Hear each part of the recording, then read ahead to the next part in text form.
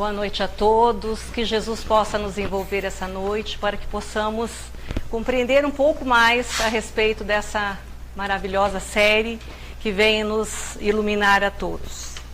O entrevistador Mário Mas pergunta a Divaldo Franco: qual a intenção, qual o objetivo de Joana de Ângeles ao escrever a série psicológica? O médium responde: quando comecei a psicografar esses livros, confesso que não tinha a menor ideia. Eles começaram suavemente, causando uma grande surpresa, porque em verdade não havia lido nada especificamente sobre a psicologia.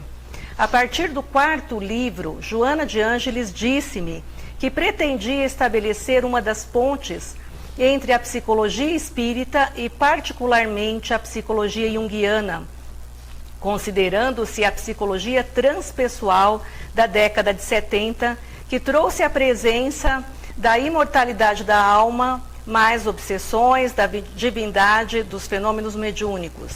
O Espiritismo havia encontrado lugar dentro das doutrinas psicológicas. Ela, então, pretendia fazer uma ponte mostrando quanto Allan Kardec fora psicólogo, apesar de não ter título acadêmico. Na sua postura de pedagogo e de notável filósofo, ele também abarcava essa percepção da criatura humana. Então, ao escrever esses livros, seu intento era convidar os espíritas a mergulharem mais profundamente nas psicologias com a alma, a partir de Jung, Viktor Frankl, Bert Hellinger, o psiquiatra, para entender-se melhor a vida dentro de um plano mais amplo, mais favorável nos conhecimentos contemporâneos. A entrevista segue e muitos outros temas importantes estão abordados. Recomendo a quem tiver interesse que veja esse programa e reveja, estudando os conceitos, os psicoterapeutas e os esclarecimentos citados por Divaldo. Então, a partir de agora, o Wagner vai estar falando, então, do que seria essa psicologia transpessoal, que tem um papel importantíssimo nesse vínculo, nessa aliança da ciência com a religião. Obrigada. Obrigado, Ana. Olá, pessoal, tudo bem? Bem com vocês? Continuando, então, nossos estudos, né? Nós finalizamos na semana passada, nesse caminhar evolutivo, aí, cronológico, sobre o conhecimento de si mesmo, na psicologia transpessoal, né? Nós vimos que foi um longo caminho até nós chegarmos ao entendimento de que a alma é muito mais do que simplesmente a consciência, um aglomerado celular, um corpo material. Apesar de ser tão óbvio para nós espíritas isso, né? Porque desde 1857 Kardec já codifica todo esse ensinamento revelado pelo mundo espiritual de que nós não somos só um corpo, de que nós somos um espírito imortal unido a um corpo material por um elo, por um processo, né, reencarnatório, por um perispírito que une essas duas essências da constituição humana. Mas para a academia, para a ciência materialista, esse passo foi um passo bastante lento, né? Foi uma conquista lenta para se compreender que o ser humano é composto por muito mais do que simplesmente a matéria. Então nós finalizamos com a ideia sobre a psicologia transpessoal como essa proposta de Abraham Maslow, e não só dele, né, como nós vimos, de inúmeros outros cientistas, colaboradores que aderiram à ideia e buscaram explorar essa multidimensionalidade do que compõe a alma humana, como uma psicologia que aborda muito mais do que simplesmente o corpo, o aspecto material.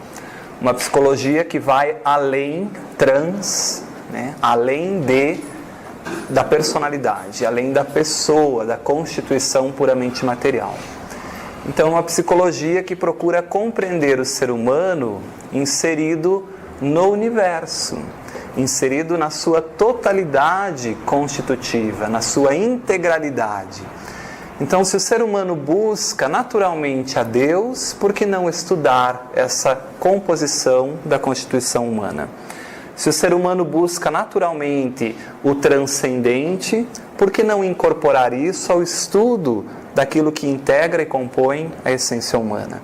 Então, a psicologia transpessoal busca essa multidimensionalidade da constituição humana, o sentido existencial do indivíduo, né? Quem eu sou, da onde eu vim, o que eu faço aqui, para onde eu vou depois da morte, por que eu sofro, por que eu sofro mais que o meu vizinho, por que eu sofro menos que o meu vizinho. Questões e abordagens que a gente encontra todas as respostas filosóficas no campo da ciência espírita, né? Kardec explora e trabalha isso muito bem. Por isso Divaldo diz que Kardec, nós abordamos isso no nosso primeiro encontro, que Kardec, muito antes da própria ciência psicológica existir, já vislumbrava o que realmente é a alma humana, que é muito mais do que simplesmente a matéria, né? Então, até mesmo o estudo dos estados alterados de consciência, a dimensão espiritual da existência, né? Especialmente a psique como reflexo de fatores que vão muito além dessa visão materialista de que eu sou fruto de uma carga genética, que eu sou fruto de um meio ambiente, que eu tenho influência do ambiente em que eu vivo somente, né? Sofrendo também influência de algo a mais. E nós finalizamos aí com a ideia de vários estudiosos, que ficou como tarefa de casa, né? Que a benfeitora cita e que nós trabalhamos alguns deles, que contribuíram para o surgimento da psicologia transpessoal. Então, nessa altura da nossa discussão, do nosso estudo, é importante que a gente tenha bem claro isso. Esse trajeto todo que a humanidade levou, desde o templo de Delfos até a psicologia transpessoal, que levou aí um tempo impressionante, grande, né? Considerável, para com que a gente possa gradativamente compreender que somos compostos por muito mais do que simplesmente o aspecto material. Tudo bem? Sobre isso que nós discutimos semana passada, sobre todo esse trajeto, alguém tem alguma pergunta? Alguém gostaria de pontuar algo que talvez não tenha ficado claro, para que a gente possa conversar um pouquinho antes de seguir? Porque a partir de toda essa ideia, a benfeitora vai propor agora a psicologia espírita, unindo tudo isso ao espiritismo, né? E aí a gente vai ver as bases da psicologia espírita de Joana de Ângeles, né? Mas é importante que isso esteja bem claro, aí, esse caminhar todo que nós fizemos, que a humanidade toda fez para chegar até aí. Tranquilo? Então, além da psicologia transpessoal, há também outros estudiosos que contribuem com essa visão da psicologia transpessoal, né?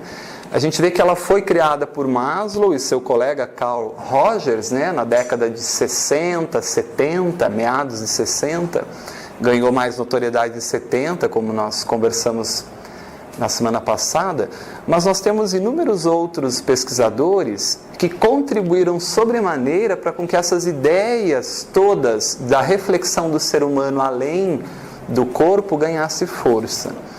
E um desses pesquisadores, que a benfeitora também cita, é Viktor Frankl, né? Que foi nosso contemporâneo aí, né? Desencarnou em 1997 e criador do que se conhece, e a benfeitora o cita também na série psicológica, como a logoterapia, de uma expressão do grego, né? O logos, que é o sentido, numa tradução bem ampla, porque o logos pode ser a razão, a explicação, o racional, o porquê ou o sentido, numa visão bem ampla, né? Então ele cria o que se chama da logoterapia, nos trazendo a ideia de que o ser humano precisa de um sentido existencial. Que quando nós não temos um sentido existencial, nós adoecemos, nós somos infelizes, nós vamos ter uma tendência muito maior a nos deprimirmos, a sermos pessimistas, a vislumbrarmos a vida de uma maneira negativa, né? E essas ideias todas de Viktor Frankl, de que o sentido existencial do indivíduo é fundamental, assim como a dimensão espiritual da existência, né, surge a partir de uma experiência pessoal que ele teve. Alguém conhece a história de Viktor Frankl? Não? Ele foi um médico, psiquiatra, austríaco, mas também judeu, né? Uma parte da família judeus, fundador dessa escola da logoterapia, que ele cria depois que ele é liberto do campo de concentração nazista durante a Segunda Guerra Mundial. Então ele foi preso, foi levado a um campo de concentração, não só um, porque desse ele migrou para outro campo, e ele teve inúmeras experiências nesse campo de concentração, né? E o mais interessante é que ele percebeu que quando ele estava no campo de concentração, ele olhava para algumas pessoas que praticamente haviam desistido de viver.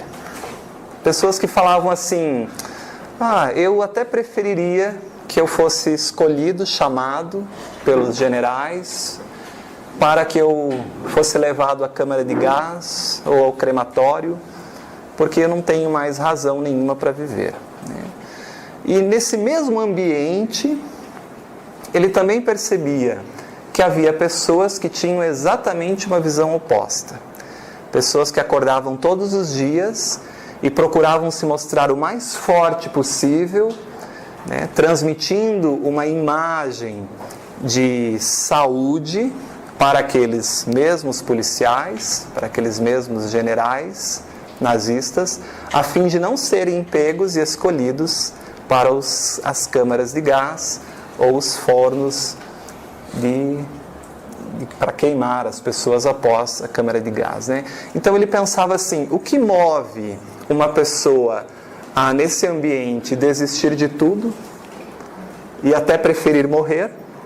E o que faz com que outra pessoa nesse mesmo ambiente busque viver, busque ter a esperança de que vai sair daqui, né? E ele entrevistava as pessoas. E como psiquiatra, ele fazia psicoterapia no campo de concentração, com ele mesmo, com os colegas de cela. E ele escreve um livro muito lindo, trabalhando toda essa experiência que ele teve, que é o livro Em Busca de Sentido, né? Que também tem uma segunda tradução aí, que é um psicólogo no campo de concentração. Então é muito interessante, ele relata desde o momento em que ele é preso, em que com poucos pertences, uma sacolinha, ele é colocado num trem, e o momento em que esse trem chega até o campo de concentração, e os relatos de tudo o que acontece naquele ambiente. A luta pela vida, pela sobrevivência, pelas migalhas de pão, a disputa por roupas naquele ambiente frio em que eles eram obrigados a trabalhar, né? As conversas com alguns daqueles policiais, daqueles generais ali, e a conversa principalmente com muitos de seus colegas judeus que estavam nesses campos de concentração.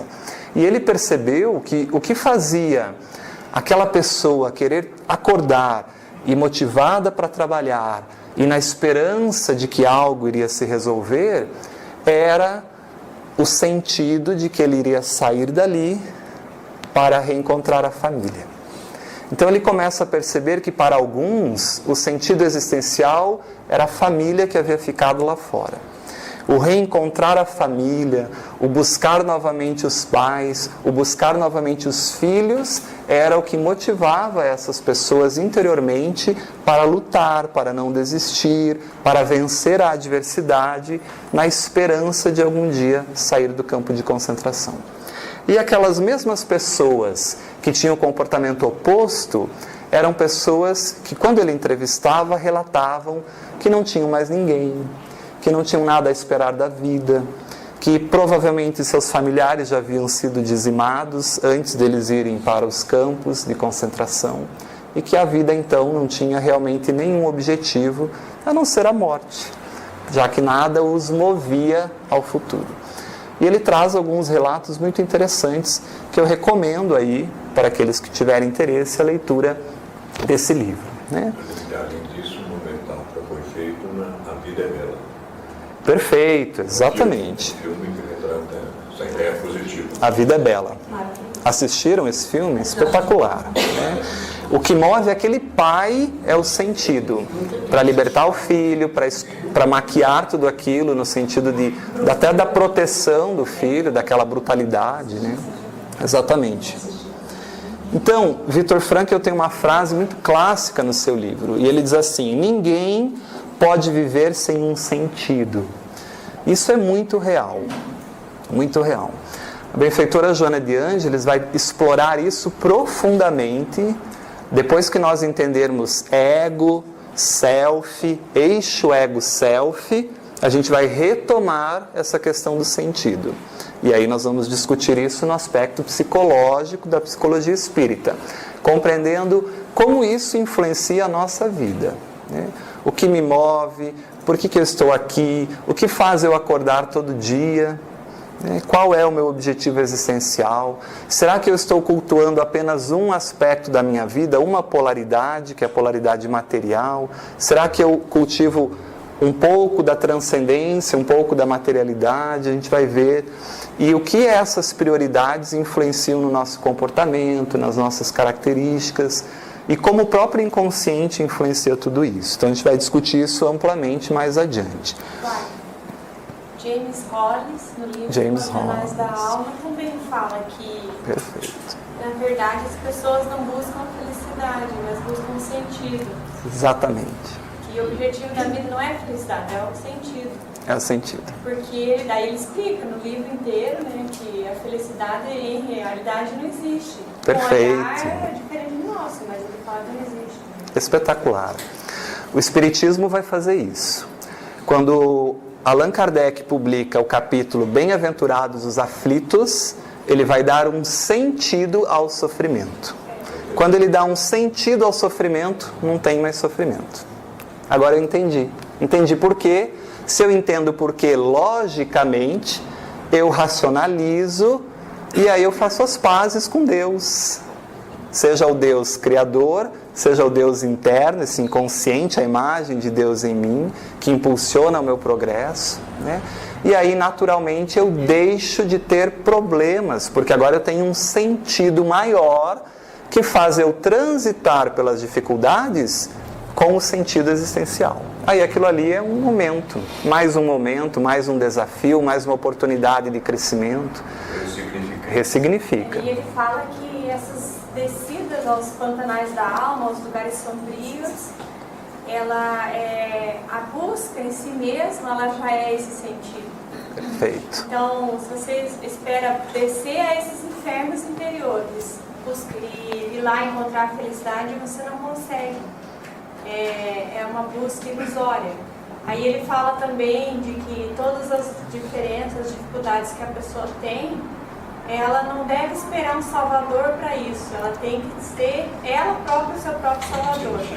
Então é totalmente a ver com o que a gente estuda. Está dentro da psicologia transpessoal. Exato. E a gente tem muito isso ainda, né? Como a gente não viaja para dentro, a gente espera um salvador. A gente espera uma pílula que cure a depressão. A gente quer um remédio que trate a minha doença. E a psicologia transpessoal vai dizer, mas a sua doença é a exteriorização do seu interior doente. Quando esse interior doente for tratado e nós entendermos o que está causando essa doença, o seu espírito em sendo tratado, o corpo para de exteriorizar a enfermidade do espírito. E aí a gente se cura. Mas é uma cura real. Essa é a cura real. Essa é a cura que Jesus trazia para o planeta, que também nós vamos ter um módulo específico disso. Então veja como são muitos pesquisadores que trabalham com essa visão, né, da psicologia transpessoal. E às vezes é um choque para a gente, né, porque é tão bom quando o problema não é nosso, quando eu posso esperar a vinda do Messias, isso é muito bom, é confortável. Para que resolver essas coisas agora, se eu posso esperar que alguém venha e me liberte de todos os meus problemas, ou que ao final da minha existência alguém me dê alguma coisa mágica e automaticamente eu vá para um lugar feliz? São visões ilusórias que a gente cria por não compreender que, na verdade, as questões estão dentro de nós, né? Então, é fundamental, diz Frankl, encontrar um significado para a vida, né? A benfeitora vai trabalhar muito isso quando ela falar da depressão, e nós vamos discutir isso. Ela vai dizer que a depressão é um convite amoroso da vida para a gente ressignificar o sentido. Nós estamos com um sentido existencial direcionado para algum aspecto que é equivocado, que é ilusório, que é egóico, a gente vai entender. E aí, como o inconsciente é inteligente e impulsiona para o progresso, como o espírito precisa progredir, esse rumo equivocado que eu estou tomando, os mecanismos do próprio espírito, esse self, direciona a vida para o caminho adequado.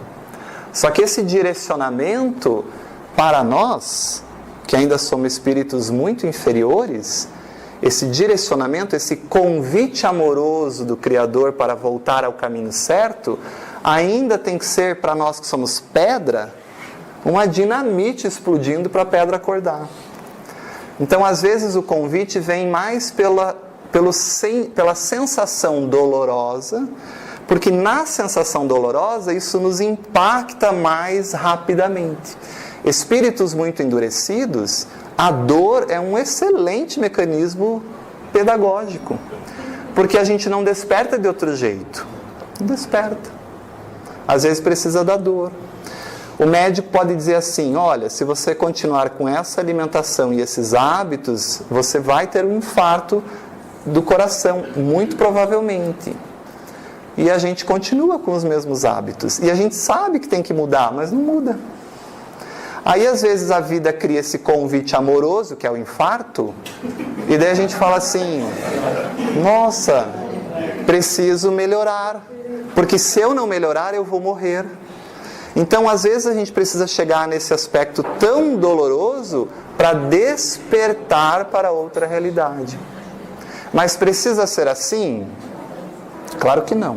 Deus é amor. Os convites são sempre amorosos. Mas quando eu negligencio o primeiro convite amoroso, quando eu negligencio o segundo convite amoroso, a 10ª oportunidade amorosa, o pai maior, por amor, reconduz o filho ao caminho. Igual o pai que diz assim: agora não é você mais que vai decidir, agora sou eu que vou dizer como você tem que agir, pelo menos até os 18 anos, quando aí você alcança sua maioridade e você tem uma maturidade para decidir. Mas até lá sou eu que decido. E aí nos reconduz a esse caminho, né? E muitos de nós vamos aprender muito quando chegarmos nessa experiência dolorosa.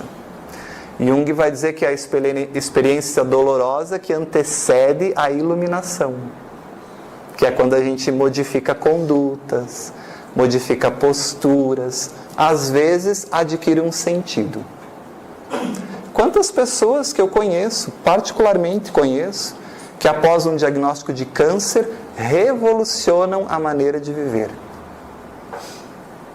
E quantas eu conheço que após um diagnóstico de câncer, não entendendo o convite, deprimem-se, vivem uma vida pessimista, brigam com Deus, revoltam-se com a vida. São decisões que nós temos, né?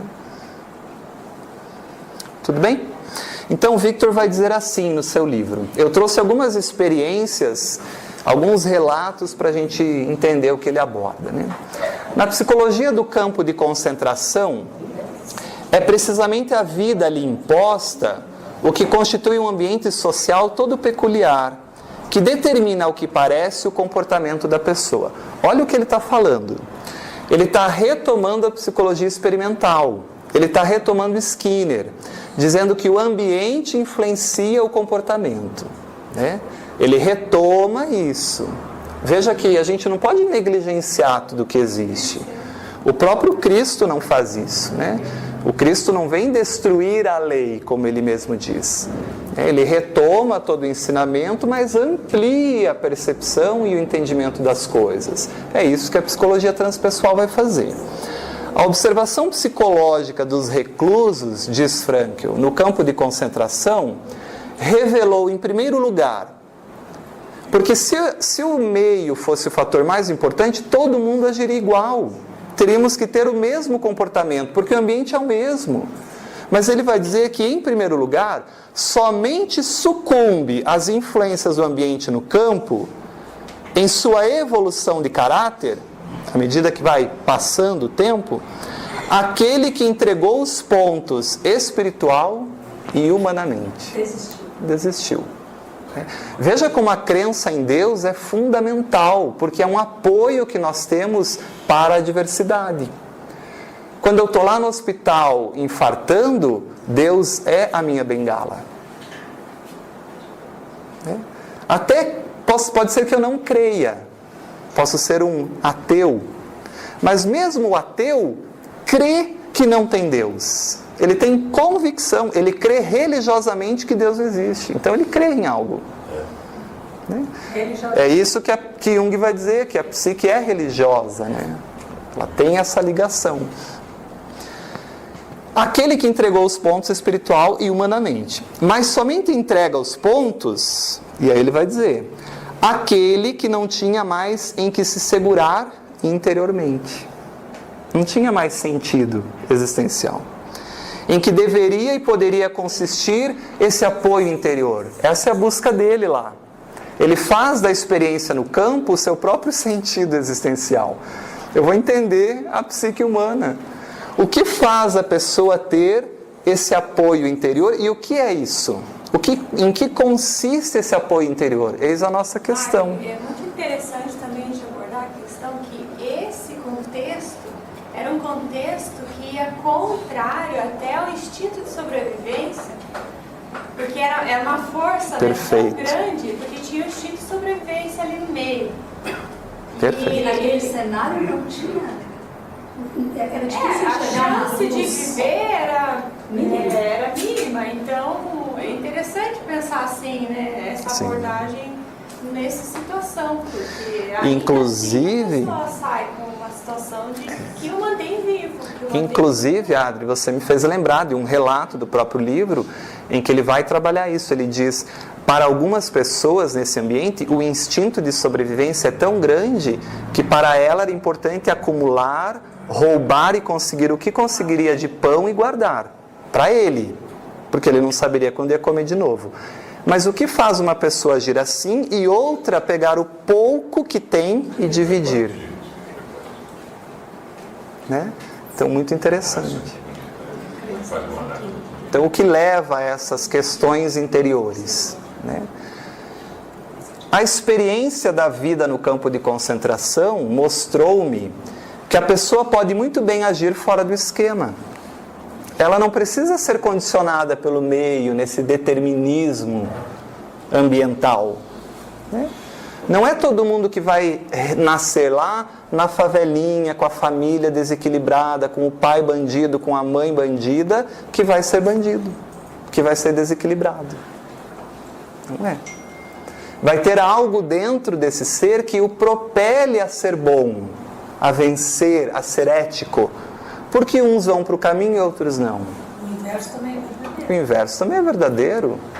Pessoas que teriam tudo, um ambiente, estrutura emocional, psicológica, econômica, para vencer, para vivenciar os aspectos, e se desviam completamente.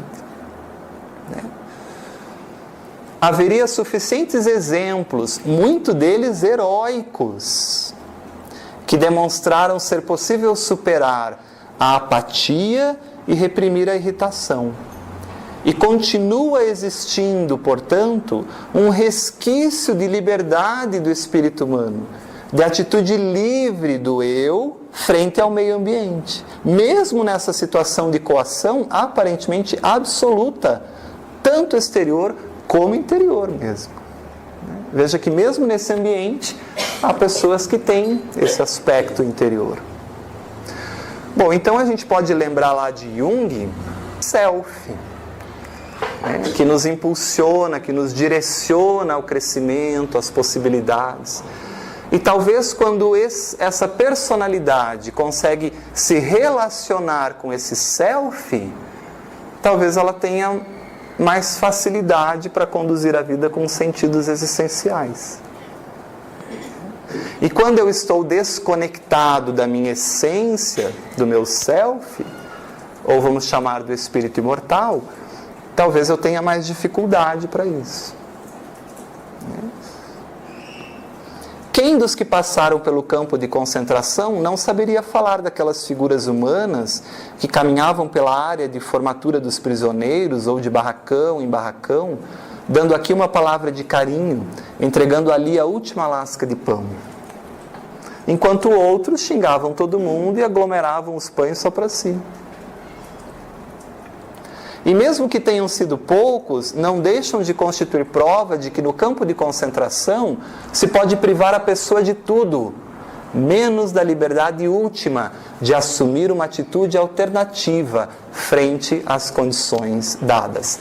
Livre arbítrio. Então não tem coitadinho. Não tem. Zero livre em pensamento. Perfeito. Isso que consta. Exatamente. Então não dá para a gente justificar, né, Vaninho? Ah, mas olha como era meu pai, olha como era minha mãe. É claro que eu sou assim. Não dá. E o Espiritismo amplia isso ainda muito mais, né?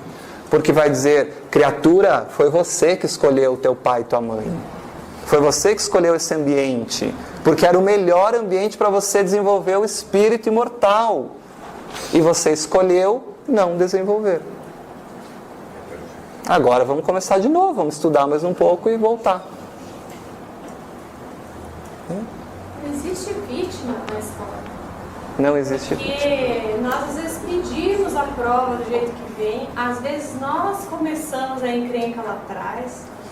E é muito melhor ser a pessoa que sofre os efeitos do que aquele que faz os efeitos. Porque aí Com certeza. nós estamos saldando a dívida com a lei e não nos endividando mais. Então tem que ter esse olhar, né, para frente. Perfeito. Não olhar de vitimização, ó, pobre de mim, ó vida, ó azar. E Jesus... Isso aí. É, aquela pena. Aí, Ana, do desenho.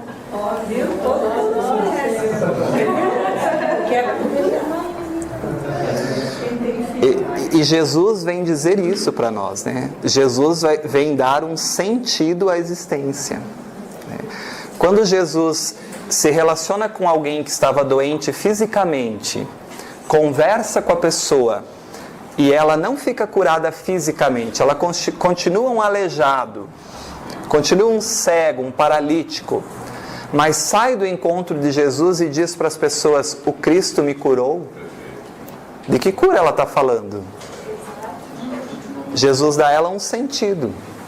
Você é um espírito imortal. Você está passando por uma experiência de crescimento para o seu espírito, temporária, transitória, porque a experiência no corpo é sempre pequena, não é nada comparada à eternidade do espírito. E essa experiência pela qual você passa provém de um Deus que controla tudo, que é a inteligência suprema, que é o amor supremo. Então isso que lhe acontece é justo e é bom, porque provém do Criador. Tem a autorização do Criador, senão não aconteceria. Jesus vem trazer esse ensinamento. Quando a pessoa adquire esse sentido, ela transita pelo sofrimento sem sofrer, porque ela está acima disso. Ela é livre. Interiormente, ela faz a conexão com a sua realidade espírito imortal em trânsito num corpo para evoluir, para crescer. Então, quando eu tenho um porquê, uma finalidade, eu aguento o que está no caminho. O que faz o Cristo sair da morada que habita, vir para o planeta e passar tudo o que passou? Não tem necessidade evolutiva nenhuma aquilo, porque não tem mais nada para aprender. Mas o que faz? tem um sentido muito maior, muito maior. Ele compreende a função do Espírito crístico em vir ao planeta, em trazer o ensinamento, as leis divinas, em mostrar o sentido existencial, em vivenciar aquilo. Afinal, não tem problema nenhum eu vivenciar isso. Corpo físico é o quê? Uma transitoriedade. Não que a gente tenha que abandonar o corpo, não é nada disso. Mas é dar ao corpo a valorização que ele precisa e ao espírito a valorização que ele merece. A justa medida a cada uma das coisas. Então a benfeitora vai dizer assim, mas algumas pessoas adoecem porque têm medo de envelhecer. Outras adoecem porque têm medo de morrer e vai trabalhar os inúmeros medos. E ela vai dizer que esses medos são exatamente a falta de entendimento de quem é e o que faz no planeta. Falta de sentido. Porque se eu entendo que eu sou um espírito imortal transitando, eu entendo que o meu corpo vai cumprir um ciclo de infância, de maturidade, de envelhecimento. É matéria. E matéria degrada. E matéria se decompõe.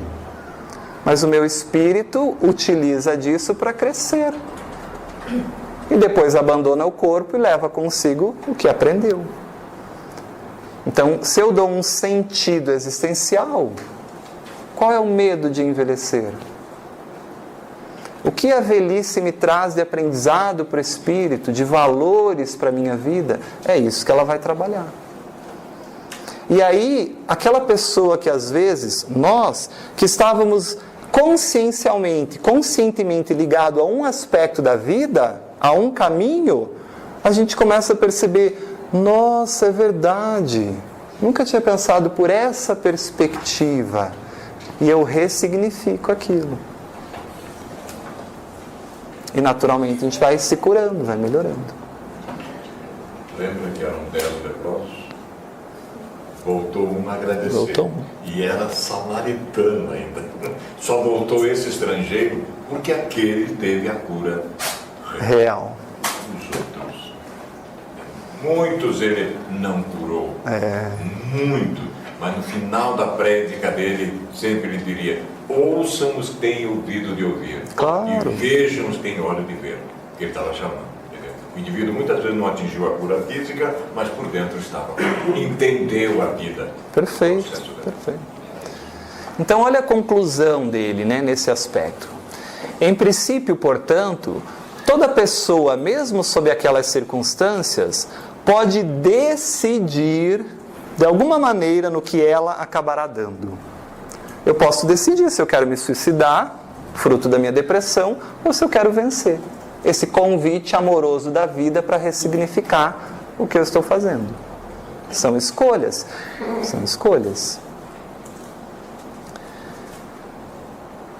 Em sentido espiritual, um típico prisioneiro de campo de concentração, essa é a minha opção. Eu vou ser um típico prisioneiro do campo de concentração, ou então uma pessoa humana que também ali permanece sendo ser humano e conserva a sua dignidade.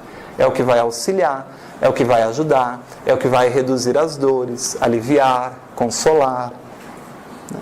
Ou eu vou me envolver nesse ambiente hostil, inóspito, em que, como diz o Vanin, se a farinha é pouco, meu pirão primeiro, e vou agregar o pãozinho, e eu tendo que comer, que se dane o outro. Isso é coisa de Minas, né? É o tipo de Estados Unidos. O Alberto Almeida diz que isso é a resolução criativa. Isso, perfeito. Tratar a problemática, você aceitar e tratar ela como, não como reprimindo nem evitando. Exatamente. Que é o teu livre-arbítrio.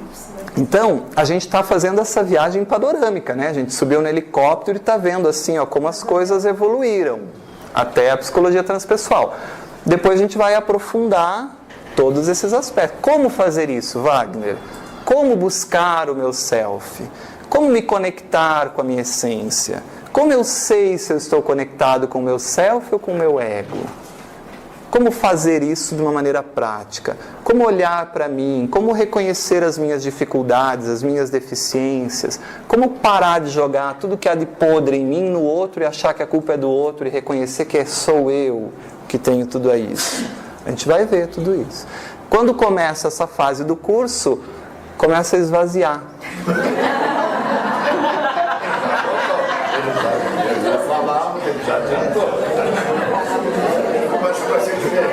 Eu acho que vai ser diferente. Tomara. Vai ser diferente. Eu acho que o pessoal entendeu a dica. Porque a gente vai mexer num vespeiro, né? A gente vai mexer em coisas ignoradas. E imagina para nós identificar coisas que nós temos aqui dentro, né? Que a gente se esforçou tanto para reprimir, para ninguém ficar sabendo. E às vezes coisas que nem eu mesmo sei, né? Mas também é libertador, né? Quando a gente tem esse encontro conosco mesmo. É libertador. A gente começa a ressignificar a vida e vive muito mais leve, muito mais feliz, muito mais grato. A gratidão é uma manifestação natural de quem está nesse autoconhecimento. A gente vai ver isso melhor. Quando ele fala ali que ele pode decidir de alguma maneira, como vai, né, se vai escolher uma coisa ou outra, o Freud fala uma coisa muito interessante, que ele fala que essa decisão não é egóica, não é da consciência. Perfeito. É dentro dele algo, né, que aí ele chama de pulsão de vida ou pulsão de morte. Então, algo, uma energia dentro dele leva ele para a vida, ou essa energia que é o self para Jung, leva para a morte. Porque tem pessoas que se jogam na morte. A gente vê o adolescente que pega o carro, sai 300 por hora, ele está numa pulsão de morte. Sim. Então é isso que é importante a gente vendo, né? Que as teorias vão se completando e elas vão formando um tecido mesmo. Excelente. Que vai dando essa ideia que algo dentro de nós nos impulsiona para uma coisa ou outra, né? Perfeito. E aí é o espírito, é o self, enfim, é a minha totalidade. E é bonito isso mesmo, né, Adri? Porque a solução não está na consciência. A gente acha que é a gente que vai decidir ali. Mas Jung vai dizer que a solução está no self. Simples, né? Um vai escolher a vida, não é uma escolha. Não é. Não, ele é levado, ele é jogado. O outro para a morte. E aí nós vamos entender isso quando a gente falar de função transcendente. Essa ligação nossa da consciência com o inconsciente, como se dá esse processo e como a gente pode cultivar essas emoções interiores, né? Então, elas provaram, diz Victor, que inerente ao sofrimento há uma conquista, que é uma conquista interior. Gente, quantas pessoas saem de sofrimentos e no momento do sofrimento acham aquilo a pior coisa do mundo, mas ao final do processo, mais amadurecidos e fortalecidos psicologicamente, dizem assim: eu sou uma pessoa melhor, mais forte depois de tudo isso que eu passei. Eu descobri em mim possibilidades que eu nem imaginava que existiam. Eu descobri em mim formas de ver a vida que até então estavam adormecidas e ignoradas. Então, se a gente for ver por esse lado, para o espírito imortal, aquele processo doloroso foi ótimo, porque culminou com uma grande conquista espiritual. É assim que a espiritualidade nos vê. A espiritualidade vê a gente passando pela dificuldade, mas vê que aquilo vai culminar num progresso maior. Então aquilo é o remédio, é o bálsamo que cura. Por isso que eles brincam. Tá, mas você reclama do que vai resolver o problema? Não quer tomar o remédio? Né? Porque se eu tenho sentido de que a conquista dos valores espirituais é o importante no processo, então aquela experiência a gente tira de letra. Pode ser difícil, às vezes é, mas a gente não está sozinho, nem desamparado. Antes de vir, a gente se comprometeu com o nosso espírito protetor que nos ampara. É só fazer a ligação. É só pedir em oração. Olha, não sei onde estava com a cabeça quando assinei o contrato. Está muito difícil isso aqui, mas me ajuda, me ajuda. E eles ajudam, nos apoiam. nos intuem, para com que a gente consiga essa conexão com esse espírito interior, com esse self dentro de nós, que nos impulsiona a resolução, a criatividade, a felicidade. Então a gente ora ao Pai, ora aos amigos espirituais, a nossa família espiritual que quer o nosso progresso, que nos apoia, e parece que eu acordo e o problema é o mesmo, mas parece que tem uma sensação de leveza, parece que está mais leve. Eu tenho a possibilidade de ter insights criativos de como resolver aquilo, nessa conexão com o mundo espiritual e também com o mundo interno. Porque o self dá essa possibilidade dos insights resolutivos, criativos. É o transcendente humano da psicologia transpessoal. Né? Um pouquinho. Diga. Todos eles, o Paulo, todos, Vitor Franco, eles vêm de uma escola que fala que os humanos procuram a vida plena. Isso. Então, o objetivo de tudo isso, eles falam isso, a realização, né? Então, o que é essa vida plena? É aí que começa o estudo. Isso. O que é essa vida plena? Lembrando, como nós comentamos semana passada, que a maior crítica de Maslow e de Rogers, né, que fundam a psicologia humanista, que evolui depois para a transpessoal, é que nós precisamos de modelos saudáveis e não estudar os modelos psicológicos a partir das doenças. Né? Freud pauta na histeria, né? Jung pauta na esquizofrenia, mas tem um grande avanço no entendimento do inconsciente com a tradução do self. Mas eu não posso pautar a experiência humana a partir de valores ideais de planificação, realização, metas a serem alcançadas. Então ele retoma o self junguiano, que não tem no inconsciente freudiano, né? Ou tem nessa pulsão, mas ainda é restritiva, né, Adri? O inconsciente, o self é muito mais amplo para Jung, né? É toda essa possibilidade que a transpessoal vai resgatar. E que a benfeitora vai simplesmente traduzir para espírito imortal na psicologia espírita. Porque quando o espírito imortal é criado por Deus, Deus coloca em nós todas as possibilidades em estado latente. Então, a felicidade plena já está em nós, a paciência já está em nós, o amor já está em nós, todas as virtudes estão em nós, mas depende o que eu vou querer fazer, da minha decisão de desenvolver essa semente, de regar o meu solo interno, de adubar o meu solo interno para que essa semente germine, para com que ela cresça, para com que essa árvore frondosa frutifique e dê sombra, e dê frutos, e atraia pássaros, e que o meu jardim interno fique lindo. Ou de deixar essa semente lá, paralisada, sem cultivar a minha terra interior, esperando o momento oportuno em que esse self, por mais que eu não queira, esse espírito imortal, impulsiona pela lei divina do progresso ao Wagner sair daquela mesmice. Só que o Wagner já está tantas existências na mesmice que agora tem que ser uma dinamite para explodir, para acordar. Daí às vezes vem esse convite, que é amoroso, mas que para o Wagner vai ser sofrido. Mas é a única maneira que ele desperta, porque ele já teve tantas outras possibilidades de convites. Imagina lá no mundo feliz. No mundo feliz não tem sofrimento, então ninguém precisa da dor para aprender. Então deve ser uma maneira absolutamente maravilhosa de aprender. A gente aprende de outras maneiras, que não a dor. Eu tenho duas hipóteses assim, né? Uma forma de aprender deve ser pelo conhecimento. Eu estudo e incorporo, e vivencio. Porque aqui a gente ainda não consegue. A gente estuda, sabe como é, não vive, e a vida cria os mecanismos para fazer a gente viver. Lá não, lá a gente estuda, porque a gente é um espírito mais aprimorado, então a gente estuda, aprende e vivencia. Não precisa da dor para trazer para o caminho. E a outra forma, a gente aprende pelo exemplo. Então eu olho para minha família, meus pais já me dão exemplo, eu já assimilo e vivencio. Também é uma possibilidade pedagógica. Porque a gente não pode pensar que Deus, sendo a absoluta inteligência não tenha mecanismos pedagógicos para cada espírito em cada nível evolutivo.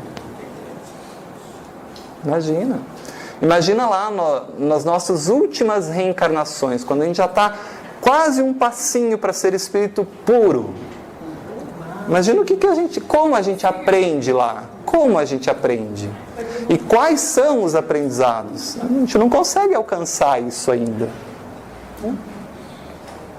O que mostra que não é só querer, né? Porque o inconsciente domina a consciência. Agora, à medida em que eu vou tomando consciência do inconsciente, vou equilibrando essas duas polaridades em mim, consciência e inconsciente, eu vou conseguindo gerenciar melhor o processo do inconsciente pela consciência. Por isso que lá eu estudo, aprendo e vivencio. Porque o conteúdo inconsciente não é todo esse desconhecido que é para nós ainda. Né? Inveja. Eu tenho que inveja. Aproveitem. Então, olha, eles provaram que inerente ao sofrimento é uma conquista que é interior. Essa liberdade interior, né, do ser humano. A qual não se lhe pode tirar. Ninguém tirou isso de Sócrates, nem quando ele estava preso. Ninguém tirou isso do Cristo, nem quando ele foi crucificado. Pelo contrário, ele ainda diz: Pai, perdoa-lhes, eles não sabem o que fazem. Trazer para descer um pouquinho o Mandela. Um Mandela, um Gandhi, né? Que renova na paz. Eu vi depoimento, não lembro o nome da pessoa. Uma Madre Teresa. 40 anos preso, pensaram, como você conseguiu ficar 40 anos preso aqui? Não, meu corpo estava preso. Então é isso aqui, ó. É configurar a sua vida de modo que tenha sentido. Tenha sentido. Né? E aí, se eu tenho sentido, eu começo a entender a vida sobre outras perspectivas. Aquilo que as pessoas falam de mim não me incomoda tanto, porque o Espiritismo me ensina que a cada um é dado segundo as suas obras. E que o que falam de mim, se transgredir a lei, é problema de quem fala, que registra a transgressão na sua consciência e vai ter que dar conta disso. Veja como, se eu ressignifico, eu mudo a conduta. E a benfeitora Joana de Ângeles vai dizer assim: você guarda mágoa, ressentimento, então está na hora de você rever o conceito da vida. Então você está ainda vendo o seu irmão é ainda um agressor para você. Tanto que você se magoa. Você tem que entender que Deus cria todos igualmente, que somos todos irmãos. E que nós vamos caminhar para um amor universal, uma família universal. E que cada um só dá o que tem. Esse teu irmão, que está nesse nível evolutivo, só pode dar agressividade. E você, que conhece mais, deveria amá-lo. Porque quem está mais doente, precisa de mais carinho, amor e proteção. Mas como você não entende a vida assim, você vê ele um agressor, então ele me magoa. E aí a minha vaidade, que eu desconheço, também se sente ferida. O meu orgulho, que eu desconheço, também se sente ferido. Quem você pensa que é para falar de mim? Então veja que a gente começa a viver umas bobagens da ilusão que a gente cria na vida, que não corresponde a quem eu sou. E quanto antes eu despertar para isso, mais facilmente eu cresço. Mais facilmente eu vivo feliz. Uma das quatro verdades orientais para a vida plena é: não tome as coisas para o lado pessoal. Nada é pessoal. Você não é tão importante assim, para achar que tudo é você. Veja a sabedoria oriental, né? Que toda essa linha psicológica traz, né? Busca tudo isso, resgata. Nós vimos lá na semana passada. Jesus só nos pede duas coisas, meus amigos. Fazer amigos e amar os inimigos. Só isso. Difícil? Estou meditando essa semana. A minha meditação dessa semana são esses dois conceitos. Faça amigos e ame os inimigos. A nossa sociedade, vocês vão perceber, a gente vai trabalhar esse módulo, né, a crise da sociedade. A benfeitora vai trabalhar que a sociedade vive a falta de sentido existencial. Esse é o grande problema da sociedade. Então, se eu não tenho sentido existencial, eu não sei o que eu faço aqui, eu não sei para onde eu vou, eu não sei qual é o meu objetivo. Então, a gente fica perdido e aí fica nessas loucuras que acontecem, como a gente vai discutir mais adiante, né? Bom, então, no livro Amor, Imbatível Amor, ela vai ter uma frase no capítulo 5º, em que ela escreve assim: a busca de um sentido existencial por parte do ser humano constitui-lhe uma força inata. Nós já somos criados com essa força, é do Espírito. O Espírito traz em si entender quem é, de onde vem, para onde vai, o que faz aqui. Poderíamos entender que é uma lei divina, lei do progresso, lei da evolução.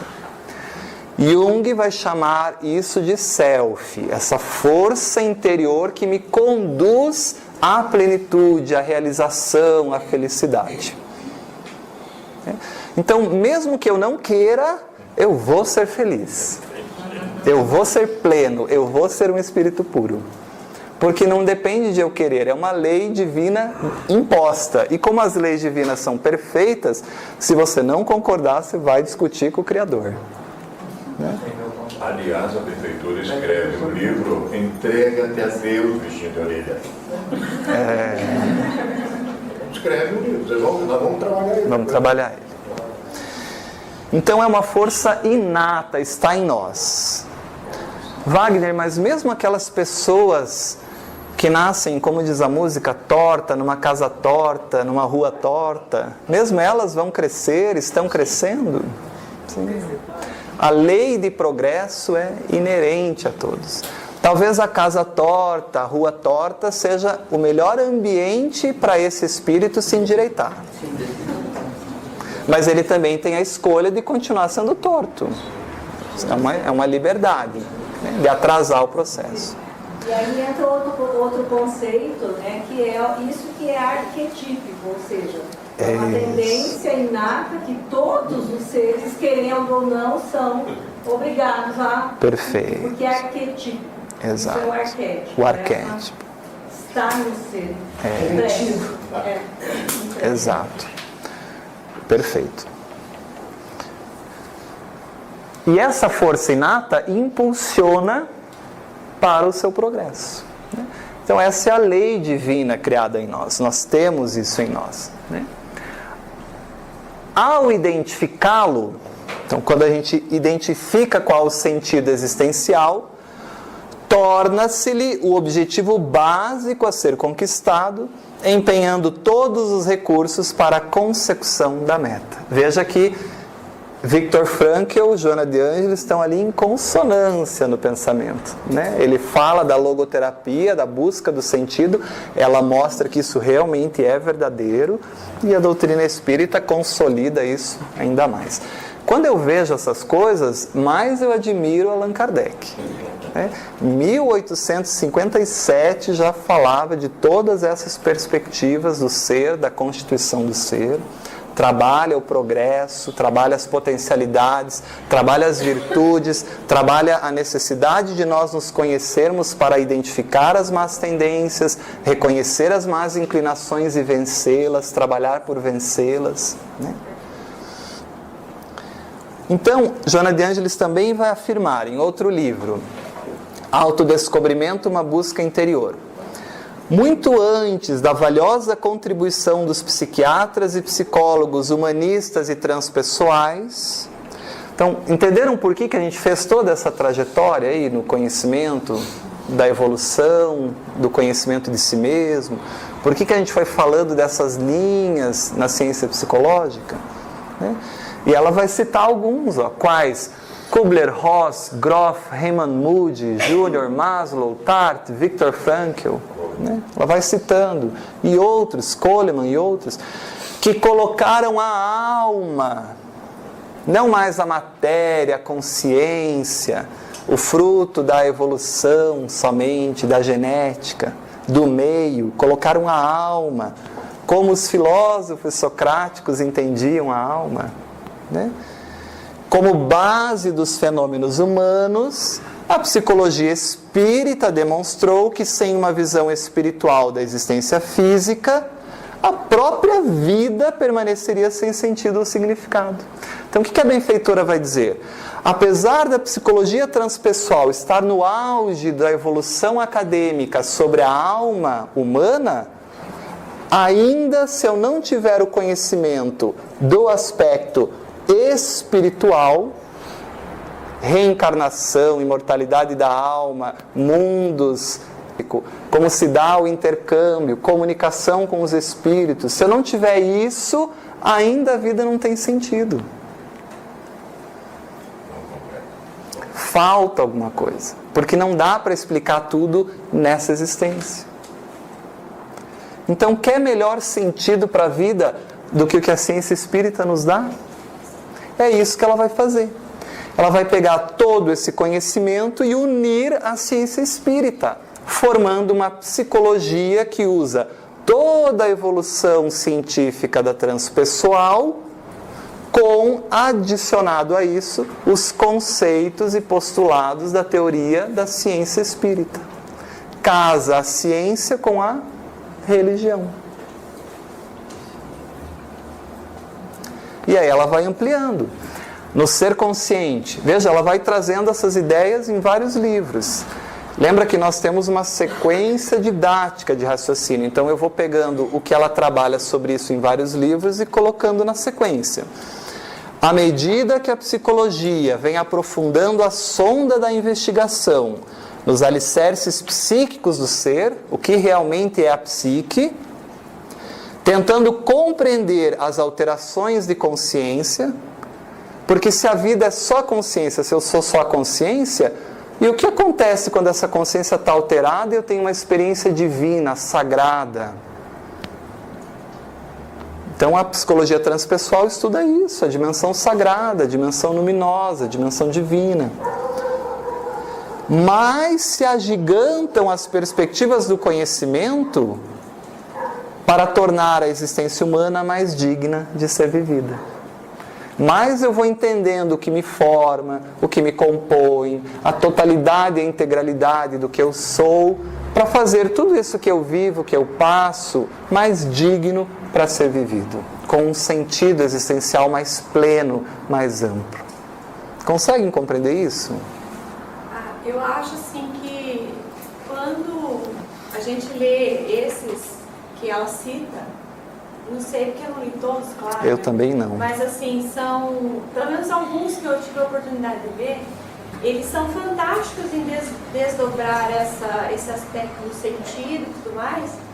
No entanto, falta o elo perdido, né, da sequência disso tudo. E o porquê de se superar, se auto-superar, se auto-enfrentar, e o porquê de dar sequência. Então, é só o Espiritismo mesmo que faz essa ponte, como você bem disse antes, com o depois, o porvir, o vir a ser. Com certeza. E aí eu fico imaginando, né, é uma coisa somos nós ler uma coisa assim, e já imaginar que está faltando o aspecto da reencarnação. A gente já identifica. Chave. Mas quem não é espírita, ou quem não tem esse conhecimento, eu imagino que a pessoa se questione. Tá, mas eu estou num campo de concentração e eu não estou afim de ver a minha família mesmo, então eu não vou dar sequência nisso aqui. Mas aí entra aquela questão que a Adriana comentou, que é algo interno, né, que às vezes pode estar impulsionando, mas conscientemente a pessoa não faz essa ligação. Isso. E da onde vem isso, né, Adri? Onde vem isso? Porque essa tendência, desde pequenininho, à depressão, à visão negativa da vida, ao pessimismo? E por que desde pequenininho essa visão ao otimismo, à gratidão? Da onde traz essas questões? Então, sem a reencarnação, como o espírito trazendo a herança de tudo que vivenciou e experienciou, essa mala cheia de coisas boas e também de coisas ruins da sua jornada multimilenar nas existências, é difícil compreender, né? até mesmo essa possibilidade que eu tenho de vivenciar a depressão e conseguir fazer a ligação com o meu self e vencer esse processo. Talvez eu seja um espírito mais amadurecido para isso. Um espírito que conquistou em experiências anteriores essa conexão e esse sentido precocemente. E eu já trago essas possibilidades internas em mim mais desenvolvidas. E o mesmo convite à vida a outro ser, às vezes ainda precisa de um amadurecimento maior, né? Então, todos nós temos essa possibilidade de vir a ser, mas como uns manifestam isso mais do que outros? Então aí a reencarnação contempla perfeitamente essa falha que ainda fica na academia, né? Com essas tendências que nós trazemos inatas como conquistas de experiências anteriores, né? Muito bem lembrado. Tranquilo? No livro Homem Integral, mesma coisa, vai trabalhar essa ideia toda que nós trabalhamos. Olha o que ela diz. A psicologia, que inicialmente se confundia com a estrutura filosófica, agora dá mais fácil para a gente entender o que ela está falando, né? De passo em passo, libertou-se de seu jugo, se separou da filosofia, e buscando estudar a psique, alcançou na atualidade expressão de relevo, ela está falando do que nós temos hoje, a psicologia transpessoal, para a compreensão do homem, dos seus problemas e seus desafios psicológicos. É um grande avanço científico a psicologia transpessoal. É a que melhor explica, no sentido acadêmico, a totalidade do que é a psique humana, as complexidades do comportamento humano e as multivariedades das conduções que nós temos na vida. Mas ainda falta alguma coisa, que é a reencarnação. Apesar de Brian Weiss já trazer muito bem relatado o quanto o conhecimento de vidas passadas ajuda na resolução dos sintomas, a academia acha que ele é um doido. Então, ainda leva tempo para isso vir, né? Ainda leva tempo, mas vai vir. Então, lá no início, quando a gente começou a falar desse módulo da evolução do Conhece-te a Ti Mesmo, eu propus um parágrafo que a gente leu, e aí perguntei para vocês, mas o que ela está falando, o que será que ela está trazendo aqui? Então nós vamos ler de novo esse parágrafo, para ver se agora ficou claro ou se vocês estão tudo perturbados, ainda igual eu, ainda que não, né?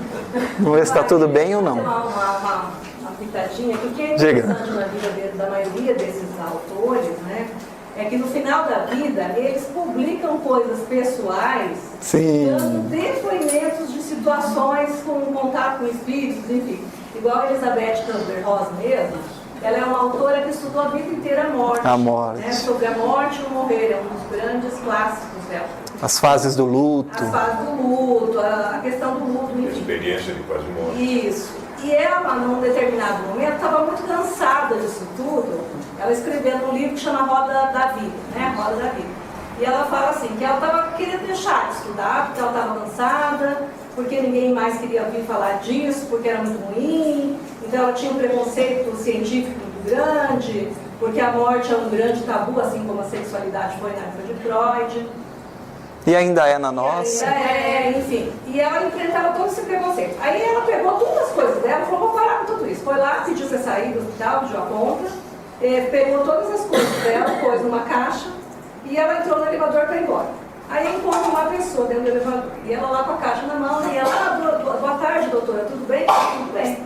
Aí essa pessoa falou assim, olha, eu vim pedir para você, vim te dizer que eu fui muito bem atendida, né? Eu gostaria de te agradecer pelo teu trabalho. E foi muito importante para mim a tua intervenção. Então eu gostaria de pedir para você não parar o teu trabalho. Aí ela olha para a pessoa, mas quem é você? Aí ela falou assim, eu sou aquela paciente do leito tal, que morreu há tanto tempo. Eu gostaria que você continuasse o teu trabalho, porque olha só. Então, assim, para mim, para o meu processo do momento, derrubou as caixas no chão, de medo. isso é muito importante, né? Então, porque não tinha pra onde correr. Mas que lugar também, dentro do elevador, né? Ou seja, aí ela para, reflete, pega tudo, volta e continua o trabalho dela. E ela escreve isso depois e publica, né? Então o legal é que a maioria desses autores da transpessoal, eles também tiveram um momento limítrofe, né? Até onde a psicologia poderia ir na ciência. Exato. Mas assim, em algum momento, como o próprio Jung escreve no Memórias, Sonhos e Reflexões, lá no fim da vida, quando eles não têm mais nada a perder, eles publicam isso, né? Pra falar assim, olha, eu fiz o que a ciência tem. Mais coisa entre o céu e a terra que a nossa ciência pode dar conta. Então, bonito é isso, estudar na Perfeito. E é um próprio... A obra da doutora Kibera Rosa nós vamos estudá-la. Vamos estudá-la justamente na morte. Medo da morte, esses aspectos. Mas o que é bonito nisso também, né, Adri, a gente pode fazer um paralelo só, para a gente dar já alguns estímulos para o que vem ainda por aí, né? Mas faz parte do próprio processo da vida, né? Esse primeiro momento da vida, em que vai até a metade da nossa vida, talvez um pouco mais, em que a gente vive para o exterior, né? A gente vive para ser bem-sucedido, para conquistar as coisas materiais, para ter uma profissão que a gente nos sinta digno, para que a gente busque uma recompensa material, e a gente tem uma imagem, um nome a zelar, uma credibilidade até na academia, na ciência. Depois a gente vai ver que o self vem tão grande, dizendo para a gente olhar para os valores internos, para o espírito imortal que nós somos, que a partir da meia-idade para frente, muda a polaridade, né? E aí a gente começa a pensar que a vida pode ter outros sentidos, né? Já trabalhei minha vida toda, não fiquei rico mesmo. Ou já fiquei tão rico e vejo que eu continuo vazio. Vou fazer o que com tanta riqueza? E aí vem novos convites para a vida e a gente começa a buscar essa realidade do que a gente é. E aí talvez venha essa coragem da gente dizer, eu tive uma experiência religiosa, eu tive uma experiência mediúnica, porque a gente não tem mais nada a perder, né? No sentido dessa conexão com o self. Estou aconselhando para quem tem acima de 50, livro da benfeitora, Convites da Vida. Tem um livro. Que é exatamente isso. Ela vai trabalhar por 50 anos. E toda essa força interna que vai fazer a gente crescer, que vai fazer a gente se ligar a quem nós somos, a benfeitora escreve um livro só sobre isso, né? Então ela vai dizer assim, existe em nós uma força que nos impulsiona a ser plenos, que é o self. E toda vez que eu não olho para o self, eu negligencio o self, ele vai se manifestar, ele vai querer assumir a casa que é o rei, ele é o rei da psique. E aí ela escreve um livro desses convites para a gente olhar o self, chamado Conflitos Existenciais. Então, os tiros, porradas e bombas na nossa vida, né, citando a poeta, são esses convites que nós temos para olhar o self, né? E eu tenho duas opções, ou eu escolho olhar o self e crescer com ele, ou a dinamite vem cada vez mais forte, porque é inato, nós vamos ter que crescer. Então, como diz o Vanin de novo, hoje estou citando você um monte, né? Vamos rir da própria desgraça, crescer com ela, aproveitar, porque está tudo certo. É só entender o sentido naquilo e aí as coisas vão. Quando o benfeitor diz, você vai rir, meu filho, da tua própria desgraça. E profecia criança. Então, o parágrafo é esse, que eu coloquei lá no início. Olha lá. As revoluções do pensamento. Daí eu falei para você, mas que revoluções ela está falando? De tudo isso que nós falamos, né? Têm sido muito velozes. Veja aí, da psicologia de Jung para humanista para transpessoal, não é nada na história, né? 100 anos, nem dá isso, né? E se acentuam nesta última década, 1970, 1980, quando vem aí a psicologia transpessoal. Prenunciadora de uma nova era da consciência. Olha o que ela está falando. ela está dizendo assim, a consciência é importante, mas não é só isso. Aliás, vocês vão até entender que o próprio inconsciente é consciente. Tem uma consciência no inconsciente. Tanto que essa consciência impulsiona o progresso. É uma nova era da consciência. É perceber a consciência muito além da maneira como a gente está acostumado a perceber o que é consciência. Aliás, eu poderia dizer para vocês que o inconsciente, que a gente não percebe, é como se fosse a escuridão, essa sala escura. E se eu acender uma luzinha aqui, isso é consciência. Eu só percebo na consciência o que a luz foca. Mas tudo que está escuro, que a luz não percebe, que é o inconsciente, ele vai se manifestar. E à medida que esse inconsciente se manifesta a consciência, é como se eu fosse potencializando a luz. E esse holofote vai ficando cada vez mais forte, vai ampliando o nível consciencial. Até que ele ilumina todo o inconsciente, não tem mais nada escuro. Daí eu sou o Cristo. Todos nós seremos como Cristo. O Cristo não tem mais escuridão. O Cristo, o inconsciente do Cristo é integrado totalmente à consciência. Ele é luminoso, pleno. O nosso processo é esse. Fazer com que essa luzinha vá se ampliando. Né? Só que o problema é que essa luz olha para um lado de mim desconhecido e diz assim, ó, invejoso. Ai, mas era tão bom quando eu não sabia que era eu, quando eu xingava os outros e achava que o problema era do outro, né? Mas aí depois do 10º casamento, que eu achava que mulher era tudo igual, que homem era tudo igual, eu tive uma ampliação da consciência e caiu a ficha de que talvez o problema seja eu. E aí eu começo a resolver os meus demônios internos, meus inimigos internos. Por isso Jesus dizia assim, faz as pazes, reconcilia-te com os teus adversários internos, enquanto está no caminho de evolução com eles. A gente pode entender psicologicamente nessa perspectiva. Né? Também diz o homem terá como inimigos os de sua própria casa. Isso aí. Dá para entender? A casa interna, mental, psíquica. Vendo? Mas o que mantém a pessoa viva e não adoeça justamente são os mecanismos de defesa que ela tem. Ela racionaliza, ela sublima. Né? Claro, importantíssimo. Mecanismos de defesa, a gente vamos falar deles também, vamos falar disso. Toda vez que a luzinha, de uma maneira simples para a gente entender, mas a gente vai ter um módulo para isso. Quando a luzinha olha o Wagner e a luzinha diz assim, invejoso, e eu falo, aí eu vou criar, essa luzinha cria um mecanismo para esconder isso aí.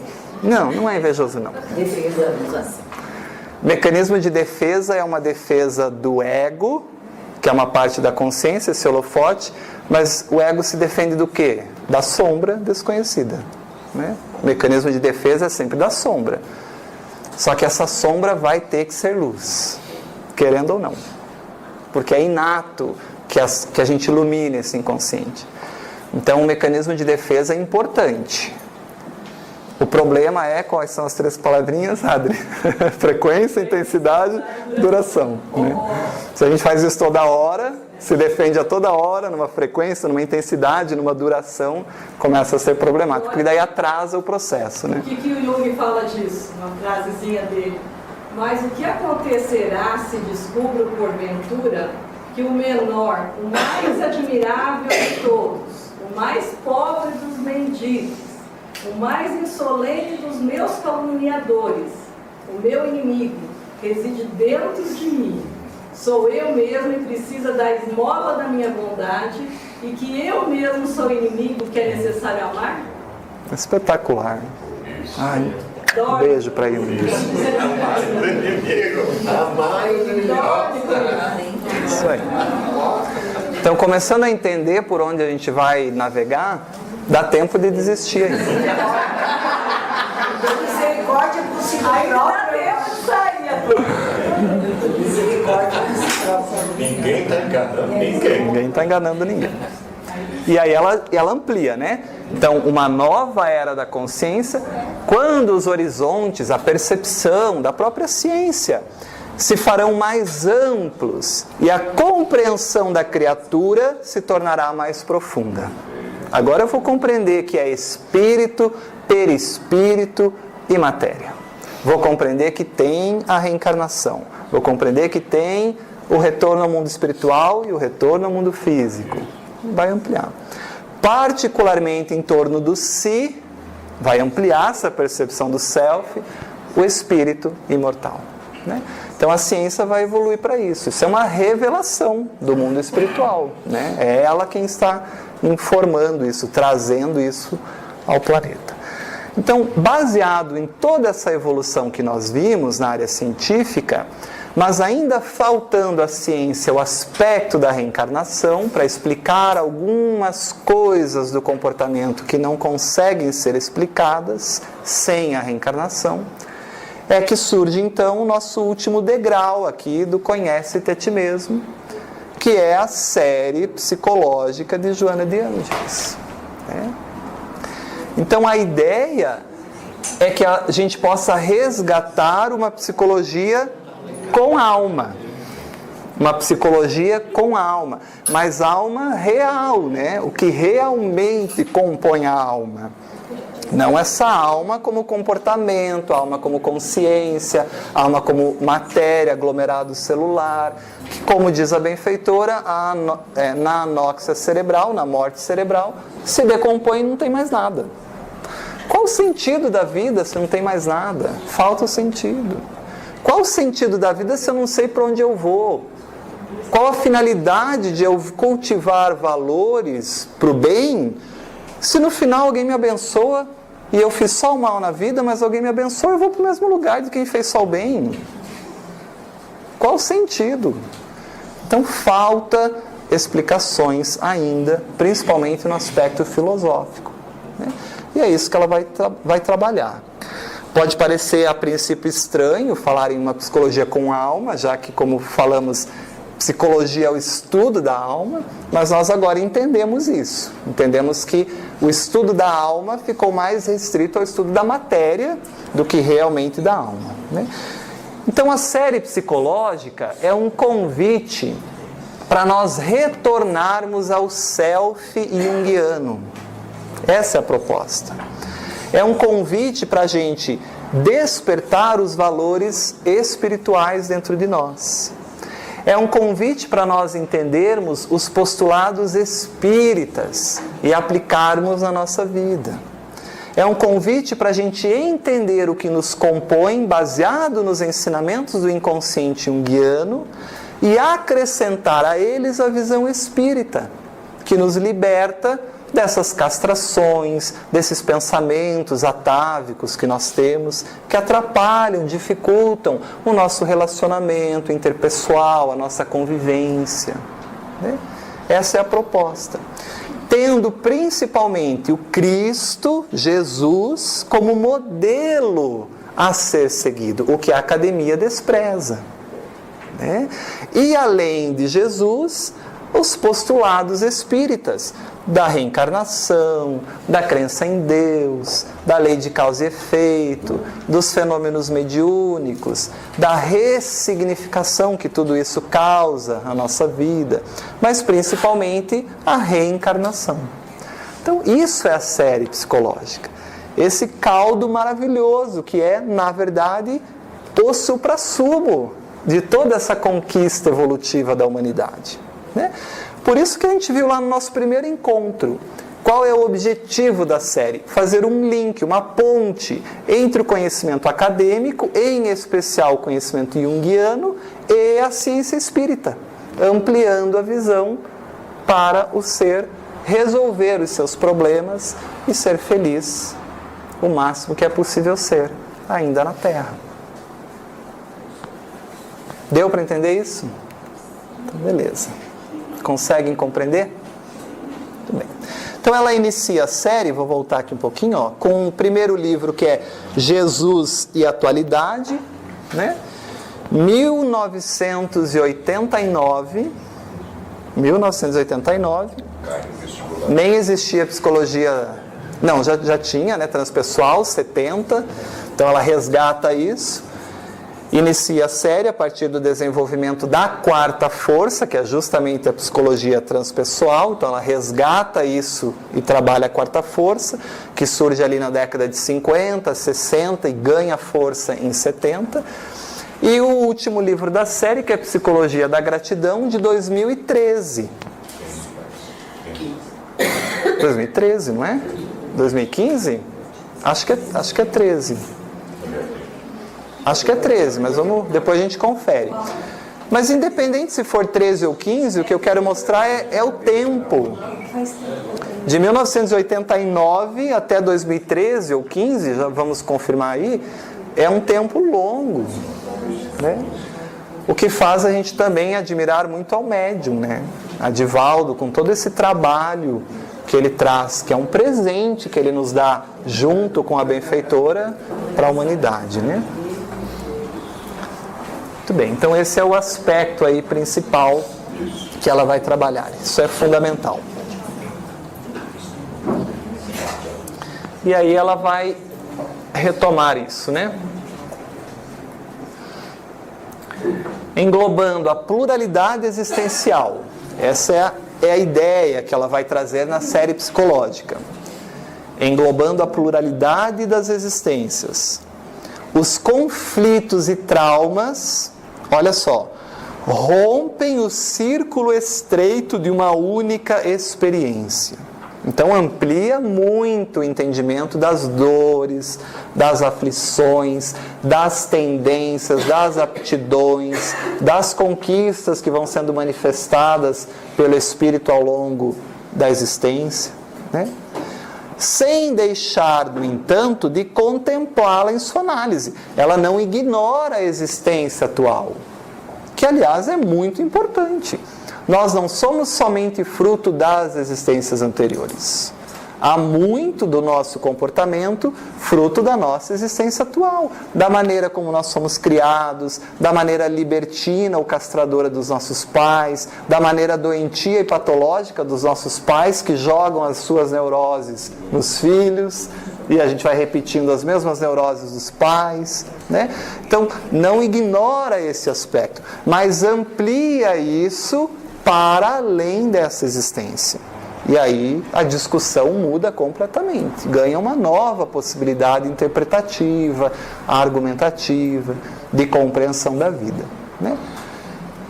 E Jung vai trabalhar isso, ele vai falar do inconsciente dessa existência, inconsciente pessoal, vai falar do inconsciente maior, que todos nós temos, que é impessoal, que é coletivo, vai falar do self. Por isso que a benfeitora usa-se da visão junguiana, porque é a que mais se aproxima da visão espírita, dos conceitos espíritas, né? O self junguiano é muito próximo do espírito imortal do espiritismo. Muito próximo, a gente vai discutir isso. Por isso que ela retoma Jung, né? E nós comentamos, né? Tanto Freud quanto Jung foram preparados no mundo espiritual por ela. E foram avaliados quando retornaram por ela. Então tem noção de quem nós estamos falando, né? Certamente que a experiência atual é importante, todavia não é a única, nem será a última do espírito em sua jornada evolutiva. Aí amplia sobremaneira o entendimento, né? Então ela vai discorrer a que veio.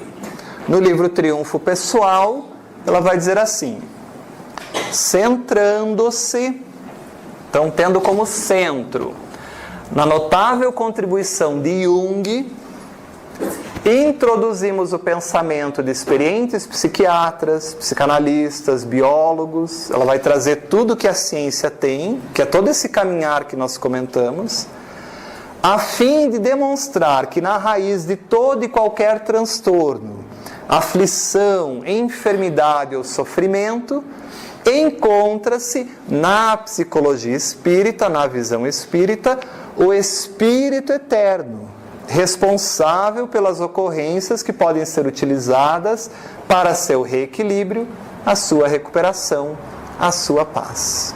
Então já de cara ela diz assim, ninguém vem para sofrer, para ser coitadinho, e tudo é oportunidade de reequilíbrio, de recuperação, de conquista de paz.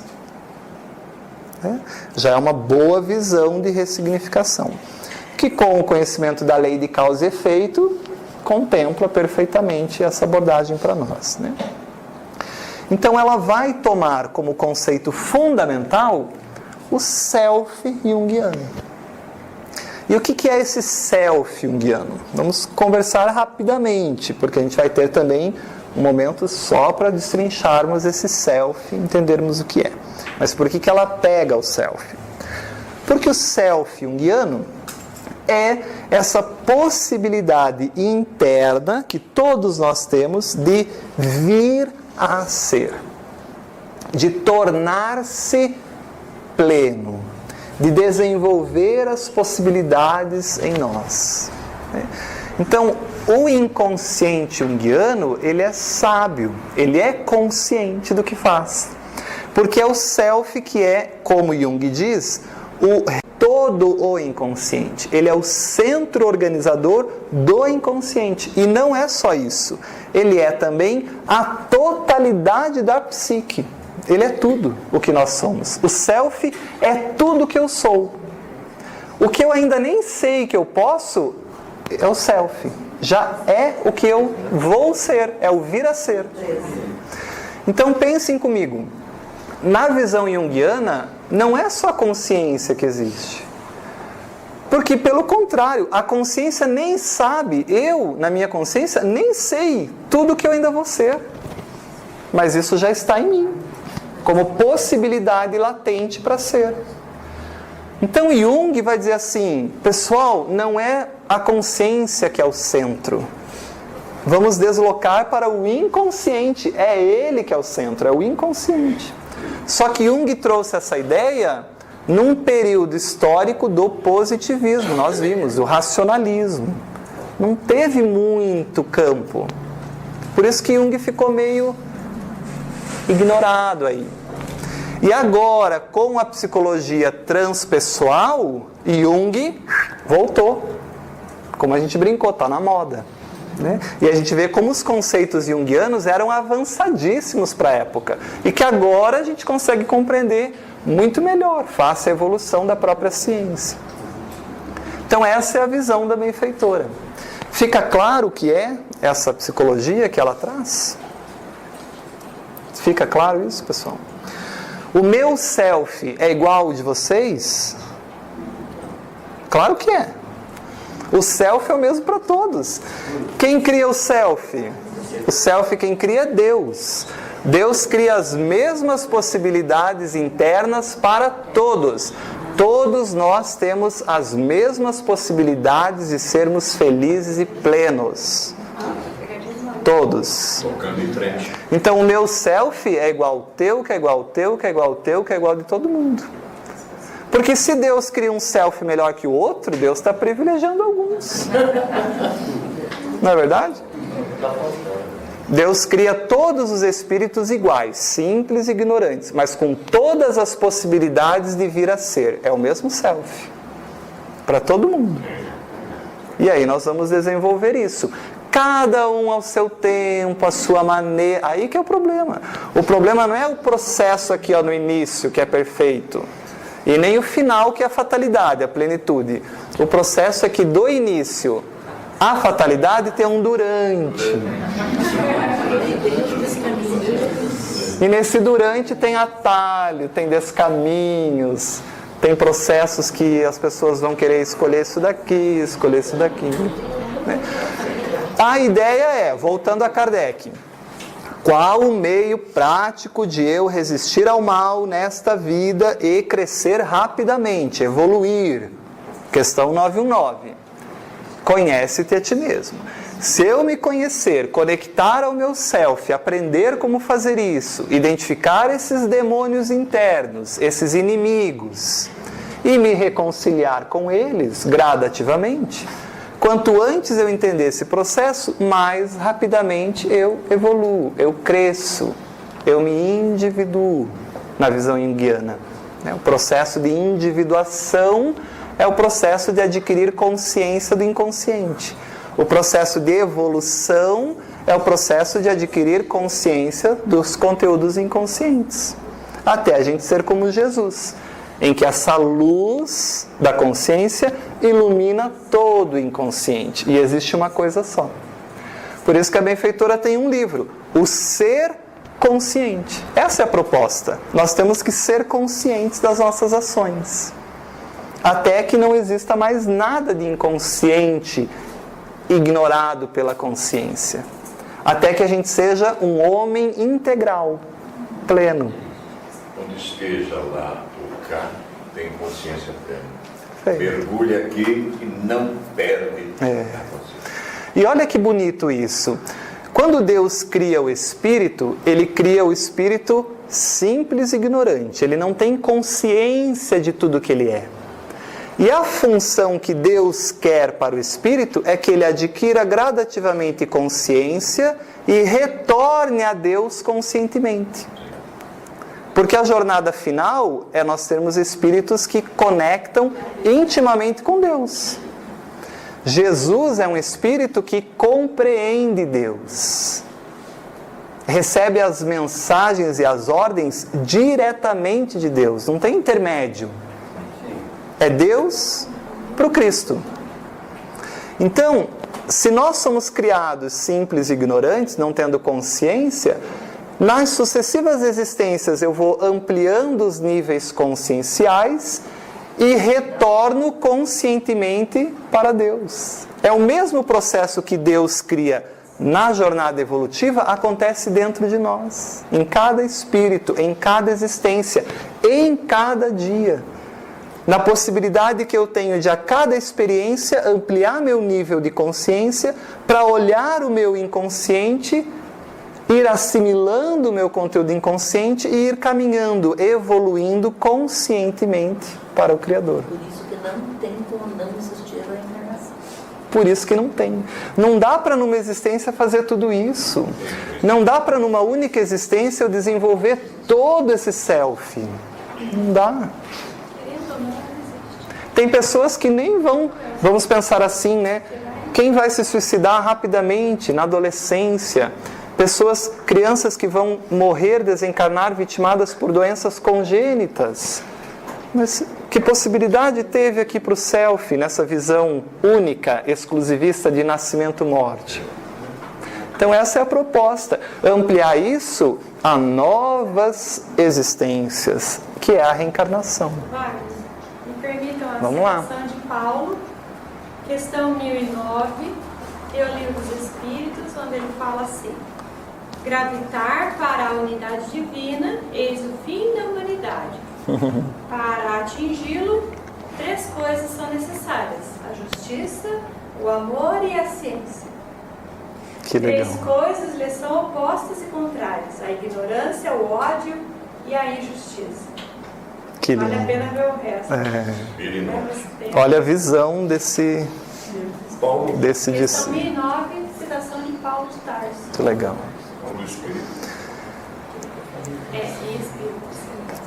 E vai começar a acontecer umas coisas interessantes quando a gente começa a entender a psicologia, é que a gente começa a ler tudo com esse olhar psicológico, né? Então você assiste um filme e você começa a pensar em inconsciente, ego, céu, você fica meio... Você lê Paulo, você lê Jesus, você lê Emmanuel, você lê Kardec. É uma perspectiva psicológica. Porque nós podemos fazer várias leituras, né? Posso fazer uma leitura pedagógica de Jesus, posso fazer uma leitura médica, psicológica, posso fazer uma leitura na área do direito, né? Então a proposta da psicologia espírita é essa: a causalidade do que somos provém do espírito imortal. E o espírito imortal está inserido numa proposta psicológica do homem trino, que é espírito, perispírito e matéria, né? Sendo que o fator causal e inteligente é o espírito, que sobrevive à matéria, à morte física, e que movimenta todo esse processo. mantendo a sua individualidade, mantendo as suas conquistas, mantendo as suas deficiências e dificuldades, e tudo isso se traduzindo a outra existência de uma maneira solidária, anterior, pela lei de causa e efeito, né? Que a gente estuda tão bem lá quando faz o estudo de O Livro dos Espíritos, né? Então ela vai dizer assim, conflitos existenciais. Nada de novo apresentamos, porque tudo isso a ciência já mostra. Apenas, ou exceto, o enfoque doutrinário. Aí sim, aí é que está a genialidade, porque ela une a ciência espírita à ciência psicológica materialista, né? Que nem é tão materialista mais com a psicologia transpessoal, né? Apenas o enfoque doutrinário que retiramos do Espiritismo e que tem faltado ao conhecimento de nobres psicoterapeutas, assim como ao de outros especialistas na área da saúde mental e emocional. É isso que ela vai fazer. Essa é a proposta da série psicológica, que ela vai trazer em conflitos existenciais. Claro, não só aí, né? Ela traz desde o primeiro livro, Jesus e a Atualidade. E ela traz para nossas experiências e entendimento um modelo de como vir a ser, que é o Cristo, né? Então, isso é um grande diferencial da série psicológica. Ela vai ter no Cristo, em Jesus, esse modelo de como nós podemos ser plenos. Não é que nós vamos ser como Cristo hoje, agora, amanhã, na próxima vez que alguém vir agredir a minha vaidade e o meu orgulho, que eu vou acolhê-lo com o meu irmão. Não, eu vou querer esmurrar, vou querer pular em cima, né? Porque nós não estamos ainda numa existência de sermos puros. Aliás, isso tem muito no movimento espírita, né? De que para eu ser puro, eu tenho que ter essas características, e como eu não consigo ter, porque eu não sou nada disso, daí a gente cria a imagem que tem, cria máscaras. Daí eu crio a máscara da humildade, da paciência. No centro espírita eu sou querido, falo com todo mundo manso. Vou para casa, a mulher fala assim, nossa, vou levar a cama para o centro espírita, porque daí meu marido mora lá, eu moro lá, porque quando ele está lá ele é outra pessoa. Então, às vezes, a gente vai criar mecanismos para a gente tentar ser aquele objetivo que a gente achou que tinha que ser aquilo, e a gente cria mecanismos para a sociedade, para a gente aparentar para a sociedade que é uma coisa, mas que internamente nós não somos. A gente vai estudar isso, que se chama persona, ou máscara, que Jung trabalha. E Jung vai dizer assim, quanto maior for a minha máscara, maior é a minha sombra. Porque tudo que eu finjo que eu sou, dentro de mim tem o oposto, que eu realmente sou. Eu finjo que sou isso, mas eu não sou, porque dentro de mim está quem eu realmente sou. Então, quanto mais máscaras eu tenho, mais a sombra aumenta. E quanto mais a sombra aumenta, mais o inconsciente joga para você ver se acorda para essa sombra. Eu ouvi da cama, mas alguém já viu uma palestra minha e depois falou exatamente isso. Vou levar a cama para lá, porque lá eu estou.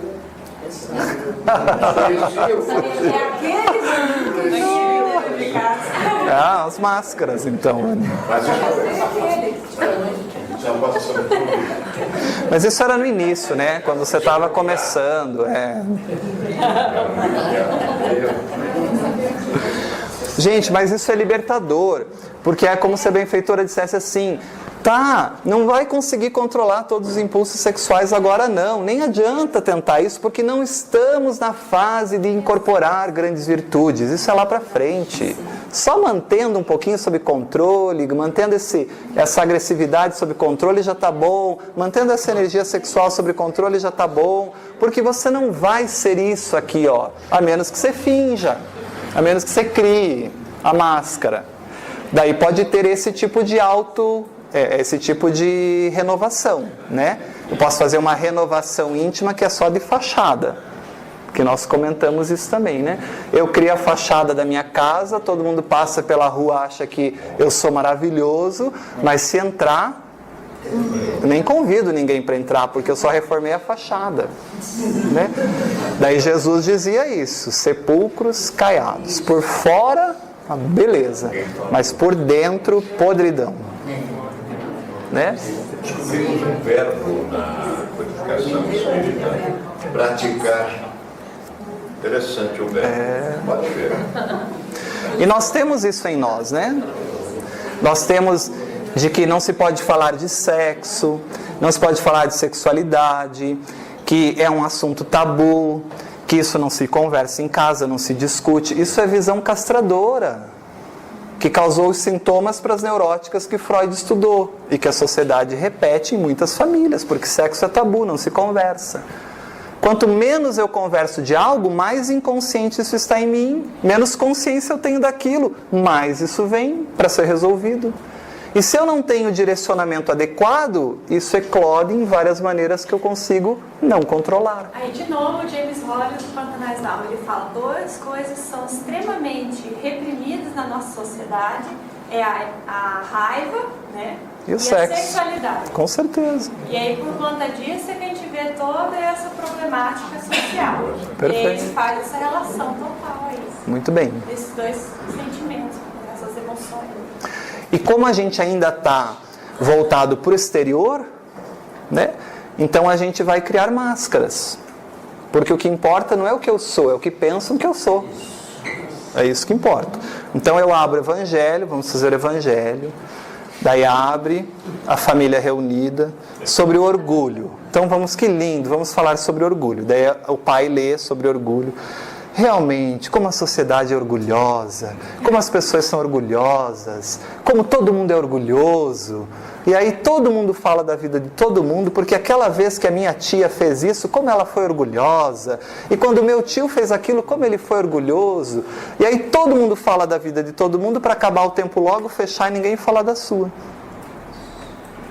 Porque o bom é falar dos outros. Mas é que o meu orgulho é tão grande em mim que eu não reconheço, que eu jogo nos outros. E os outros são o espelho do que eu sou. Agora, olha o convite da benfeitora, olha a beleza. O pai leu o Evangelho sobre orgulho e diz assim: poxa, esse texto mexeu comigo. Eu percebi que aquele dia que eu falei dessa maneira e te respondi desse jeito, minha esposa, isso era orgulho. Me desculpa. E o filho ouve o pai e diz assim: poxa, pai, e aquele dia que o menininho me chamou de bicha na escola e que eu quis dar um cacete na cabeça dele, também foi orgulho. E o pai diz: é verdade. E quando você chegou em casa e me contou a história, e eu falei para você que se apanhar na escola eu te bato de novo em casa, isso também foi orgulho, meu filho. Isso é rico. Isso é rico. Porque aí nós estamos olhando para nós. A gente está invertendo o processo. A gente está olhando para dentro de nós. E quando a gente olha para dentro de nós, a gente ilumina esse aspecto inconsciente. E que rico se no final todo mundo falasse assim: pois é, o orgulho é uma grande deficiência de todos nós dessa família. Vamos tentar juntos trabalhar e vencer isso. Talvez no próximo Evangelho a gente possa discutir como a gente pode fazer isso. O que você acha de tentar buscar algum livro, ler alguma coisa, meu filho, sobre como trabalhar, como cultivar esse sentimento que é nosso, que não dá para ser negado, mas que deve ser trabalhado em nós. Essa é a proposta. Vencer o inimigo interno. Entenderam qual é o processo? É assim. É isso. Então Jesus, nós não vamos conseguir ser como Ele agora. Não vamos. E se você quiser ser como Jesus, você vai reprimir. Porque é isso que nos ensinaram, né? Não pode manifestar isso. Isso é pecaminoso, tem que reprimir. Tá, mas eu reprimo e faço o que com isso que é meu? E as pessoas fazem isso, vão reprimindo os sentimentos, vão reprimindo o que sentem, o que são, e vão tocando a vida não sei como, não sei para onde. Até que vem a depressão, vem a doença, as mais variadas doenças psicossomáticas, que é o inconsciente gritando para a consciência e dizendo: olha para mim e resolve esses problemas que são seus, porque eu, enquanto self, quero ser feliz. Mas eu só posso ser feliz se você olhar para mim e perceber que esse lixo é teu e que nós vamos resolver juntos, porque há também junto com esse lixo toda a luz, todas as flores, todo o Cristo dentro de ti.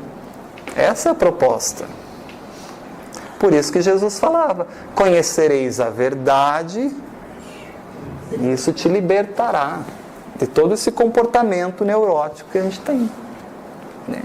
Então não é para ninguém ser como Cristo ainda, porque nós não vamos conseguir ser crucificado e dizer: perdoa, Pai, porque eles não sabem o que fazem. Isso é para espírito crístico. Isso é para espírito crístico, né? Mas a ideia é trabalhar o pensamento de Jesus, que ensina toda a série psicológica. Ensina o que a psicologia transpessoal ensina e os conceitos espíritas. Ele faz essa ponte já há muito tempo. Então é resgatar Jesus. A atualidade do pensamento de Jesus, diz a benfeitora, surpreende os mais céticos estudiosos da problemática humana. Sempre complexa e desafiadora nesses dias. É desafiador estudar o ser humano. Eu tenho muitos amigos psicólogos, muitos amigos médicos. E um grande amigo médico um dia disse, no encontro de psicólogos: medicina é muito fácil, difícil é psicologia. Porque medicina é protocolo. Eu estudo a matéria, desmembro aquilo e eu sei como agir em cada situação. Agora, compreender o comportamento humano de um paciente que foi diagnosticado em câncer e que vai morrer provavelmente em poucos meses, isso é difícil. Dar a esse ser lá na UTI um sentido existencial para ele não desistir, isso eu não sei fazer. Então medicina é fácil. Agora, entender a problemática, a complexidade, a multivariedade que compõe a psique humana, isso é desafiador, desafiador. E enquanto a psiquiatria estiver brigada com a psicologia, não vai ter progresso nisso. Então ela vai dizer que é complexo e desafiador entender o ser humano. Profundo conhecedor da psique, Jesus penetrava com segurança nesse inconsciente do indivíduo, nos refolhos do indivíduo, no íntimo.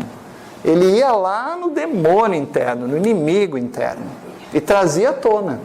Tem todas as nossas fichas. Está tudo ali. O Wagner e o Vanin estavam com a pedra para jogar na adúltera, daí o Cristo dizia assim: mas Wagner, olha para a tua deficiência, é igual a dela. Aliás, você quer apedrejar porque você vê nela você. Daí o Wagner olhava para si e falava: meu Deus, é mesmo, vou embora. Mas eu só fui depois do Vanin, que ele largou a pedra primeiro.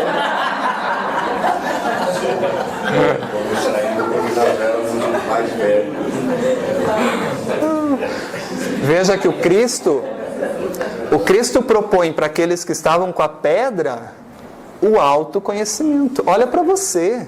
Antes de falar do outro, olha para você. Aliás, ele vislumbra ali um mecanismo de defesa, que é a projeção, né? Esse ódio que você tem dela é teu. É porque você vê algo teu nela. Então Jesus, brilhantemente psicólogo que era, diz assim: quem estiver sem pecado, atira a primeira pedra. Mas numa perspectiva psicológica, isso é profundo. É um convite a nós olharmos para nós. E o Espiritismo vai dizer assim: poxa, mas se a pessoa transgrediu a lei, ela já sofre por isso. O registro consciencial já está feito. Quem é você para ainda acusar alguém? A própria consciência é o juiz.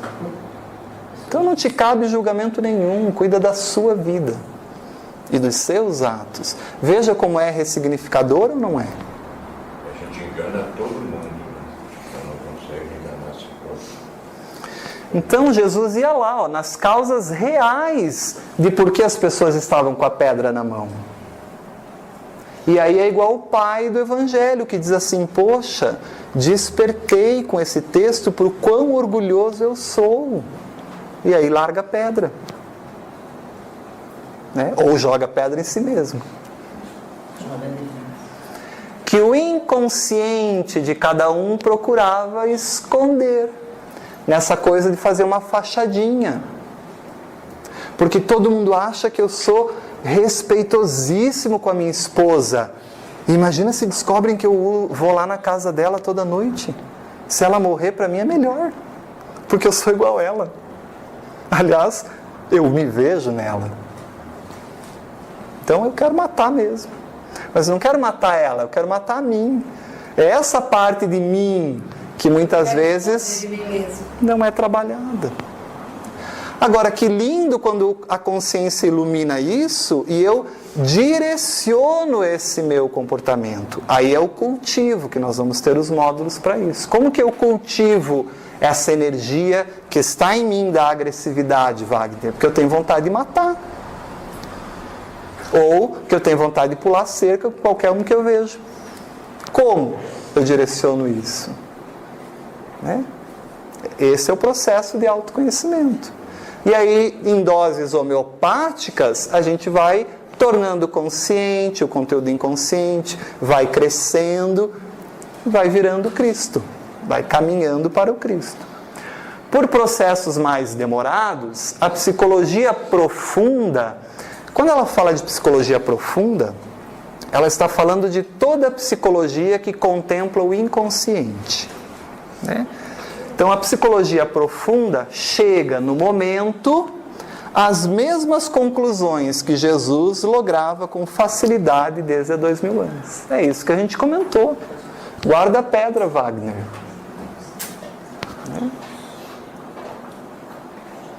Então acho que a gente consegue ter uma boa noção do que é a série psicológica. Perfeito? E aí ela vai pautar, para nós finalizarmos, não vamos trabalhar isso hoje em função do tempo, mas nós temos 4 bases fundamentais da série psicológica. Então vamos pensar assim: a benfeitora pauta toda a união da psicologia transpessoal à ciência espírita em 4 grandes pilares que vão sustentar toda essa teoria. Né? E esses 4 grandes pilares, que são conhecidos como as bases da série psicológica, então a gente trabalha aí semana que vem. Finalizando isso, nós iniciamos aí sim as estruturas psíquicas que nos compõem. Daí a gente vai começar a estudar consciência, ego, inconsciente, pessoal, coletivo, self, arquétipos, complexos e todas essas coisas que nos integram, que nos compõem, para a gente conseguir compreender alguns comportamentos e depois, naturalmente, como ir resolvendo essas coisas que a gente vai encontrando dentro de nós. Espero que a gente continue com as cadeirinhas ocupadas nesse momento, que daí é que é libertador. Né? Mas a hora de fugir, né? Diga, Jana. Não sei se você chegou a ver o Jardim de Lis, tem toda a série psicológica em áudio. Ah, que legal. Jardim de Lis. Ah, aquele que você me mandou. É verdade. Desde o prefácio, capítulo a capítulo, e outros livros, com 20 capítulos, se não me engano. São audiolivros, né? Muito legal. Muito bom. Depois a gente pega então certinho o site aí para divulgar. Pessoal, muito obrigado, viu? Até semana que vem.